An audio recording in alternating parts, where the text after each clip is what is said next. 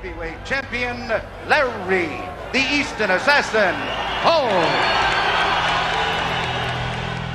What happens when you step into the boxing ring after Muhammad Ali? For most fighters, it meant living in the shadow of the greatest. But for Larry Holmes, it meant creating a legacy of his own. Nicknamed the Easton Assassin, Holmes rose from humble beginnings to become one of the most dominant heavyweight champions of all time. Yet despite his incredible achievements, he often remained underappreciated. Today, we're diving deep into the life and career of Larry Holmes, the man who quietly ruled boxing with one of the best jabs the sport has ever seen. Early life and background.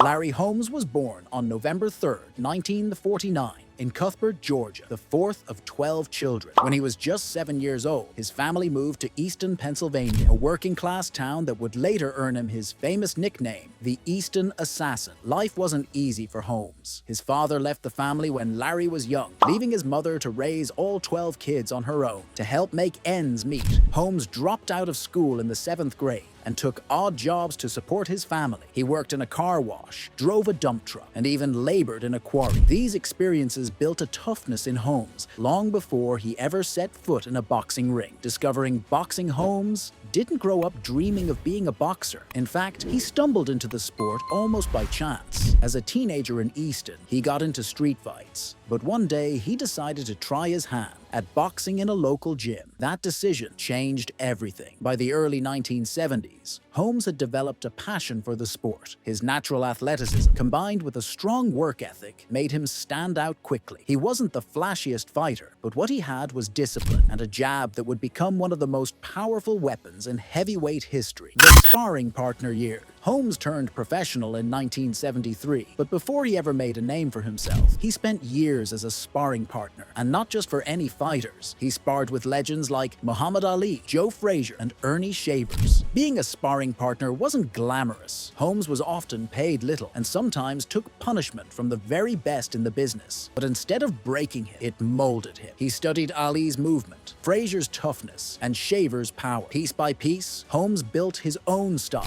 one that combined speed, defense, and one of the sharpest jabs the heavyweight division had ever seen, rising through the ranks. By the mid-1970s, Holmes was ready to step out of the shadows. His early pro fights went largely unnoticed, but his skill was undeniable. He built an impressive winning streak, showcasing patience, precision, and intelligence inside the ring. Holmes wasn't known for brute force like George Foreman or raw charisma like Ali, but he had a weapon that set him apart: his jab. Boxing historians often call it the best jab in heavyweight history, capable of breaking down opponents, controlling distance, and setting up punishing right hands. The championship moment. Holmes' breakthrough came on June 9th, 1978, when he faced Ken Norton for the WBC Heavyweight Championship. Norton was a seasoned fighter who had already beaten Muhammad Ali once, and many doubted Holmes had what it took. What followed was a classic. The fight went the full 15 rounds, with both men pushing themselves to the absolute limit. In the end, Holmes won by a razor-thin split decision, cementing his place as heavyweight champion. The victory wasn't just about the belt. It was proof that Larry Holmes had arrived, defending the throne. As champion, Holmes was relentless. From 1978 to 1985, he defended his title 20 times, one of the longest reigns in heavyweight history. He defeated some of the best fighters of the era, including Jerry Cooney, Ernie Shavers, Leon Spinks, and Trevor Berbick. His fight against Jerry Cooney in 1982 was especially memorable, marketed heavily along racial lines. Holmes as the Black Champion, Cooney as the Great White Hope. The fight carried enormous pressure, but Holmes stayed calm under the bright lights, defeating Cooney with precision and composure. That night, Holmes proved not only his dominance in the ring, but also his ability to carry himself with dignity amid controversy. The Ali fight, one of the most significant yet bittersweet moments of Holmes' career, came in 1980 when he faced his former mentor, Muhammad Ali. By then, Ali was past his prime, but his name still carried immense weight. Holmes respected Ali deeply, but when the bell rang, he had a job to do. Holmes controlled the fight from start to finish, punishing Ali with his jab and superior conditioning. The fight was eventually stopped after the 10th round, making it one of the toughest nights in Ali's career. While Holmes won decisively, decisively. The victory was bittersweet. He had beaten his idol, but it came against an Ali who was a shadow of his former self. Holmes himself admitted it was one of the most difficult nights emotionally, even though it cemented his dominance as champion,